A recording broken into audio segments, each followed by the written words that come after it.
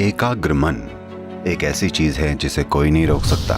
अगर आप बुद्धि से ऊपर विकास करना चाहते हैं तो इसके लिए एक जागरूक प्रयास की जरूरत होगी।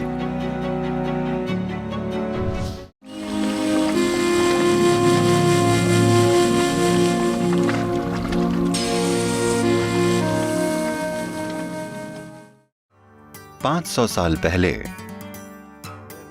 मेरे पूर्वजों का एक शहर था।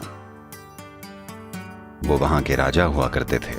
ये शहर 500 साल पहले धरती का सबसे अमीर शहर था। आप इसे चेक कीजिएगा, इसे हम्पी कहते हैं। और अचानक एक दिन कृष्णदेवराय बीमार पड़ गए।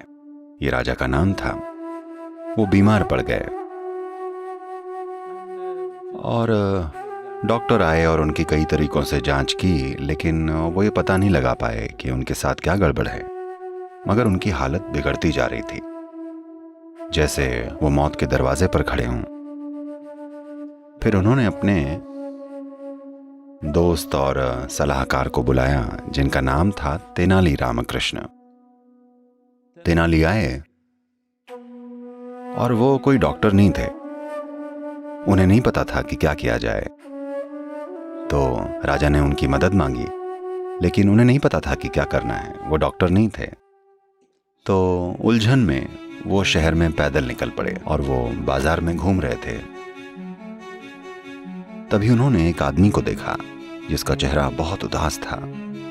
वो बहुत दुख में था और गुस्से से भरा हुआ था। तेनाली उनके पास गए। अरे क्या हो गया, आप ऐसे क्यों बैठे हैं? वो बोला, मैं चंदन की लकड़ी का काम करता हूं, क्योंकि कहीं एक बहुत बड़ा भंडार उपलब्ध था, तो मैंने एक बहुत बड़ा उधार ले लिया और वो सारी चंदन की लकड़ी खरीद ली।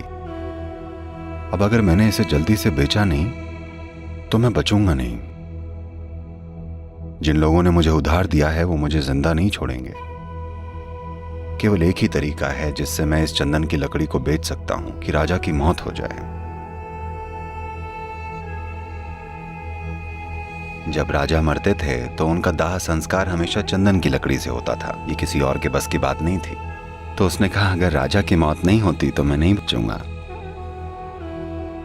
तेनाली ने उसे देखा, उसके दुख और गुस्से की तीव्रता को देखा और बोले, आप थोड़ी देर रुकेगा। वो घर गए, पैसे लाए और उन्होंने सारी चंदन की लकड़ी खरीद ली। वो आदमी बड़ा खुश हो गया और राजा ठीक हो गए।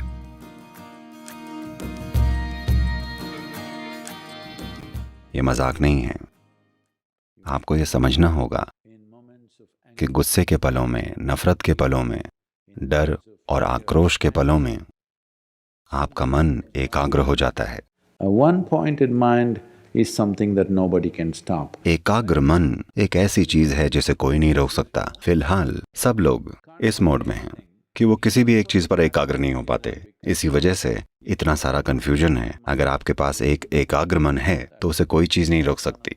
ये गौतम की अभिव्यक्तियों में से एक महत्वपूर्ण पहलू था जिसे वो लोगों के जीवन में लेकर आए। आप अपने जीवन पर काबू पा सकते हैं अगर आप अपने मन पर काबू पा लें। मैं आपसे भी पूछ रहा हूं, अगर आप अपनी मानसिक प्रक्रिया पर काबू पा लें तो आपका आनंदित रहना क्या ये मुश्किल होगा?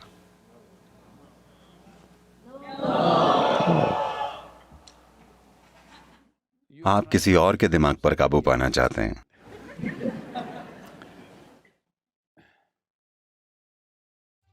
एक दिन शंकरन पिल्लई और उनकी पत्नी मैरिज काउंसलर यानी विवाह सलाहकार के पास गए।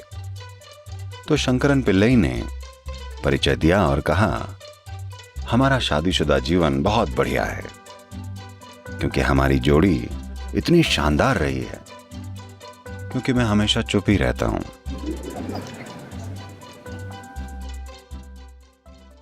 तो मन से ऊपर उठने की ये पूरी प्रक्रिया, जिसका मतलब है बुद्ध होना, बुद्ध बनना, आपका ये समझना जरूरी है कि ये उनका नाम नहीं है। उनका नाम गौतम सिद्धार्थ है। बुद्ध एक अवस्था है। इसका मतलब अगर आप अपनी बुद्धि से परे हैं तो आप एक बुद्ध हैं। अगर आप बुद्धि में ही हैं तो आप लगातार कष्ट झेल रहे एक इंसान हैं। अगर आप बुद्धि से नीचे हैं तो हम आपको बुद्धू कहेंगे।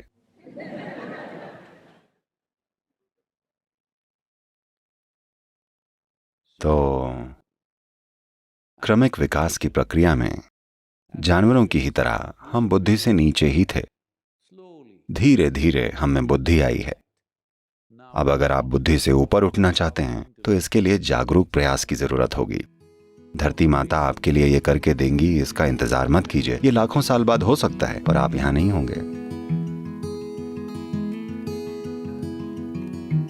आपको हमारा एक ऐप डाउनलोड करना चाहिए। ये ऐप फ्री है, कोई भी इसे डाउनलोड कर सकता है। इसे सद्गुरु ऐप कहते हैं। इसमें एक ईशा क्रिया नाम की प्रैक्टिस है।